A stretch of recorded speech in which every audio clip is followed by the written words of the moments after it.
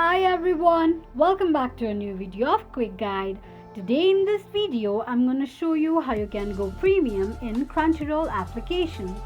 Keep watching the video till the end. To go premium in Crunchyroll, firstly open up your Crunchyroll application.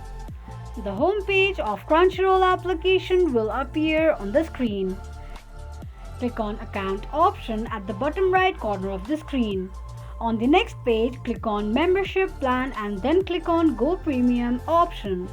Choose your Crunchyroll Premium and click on Start Subscription.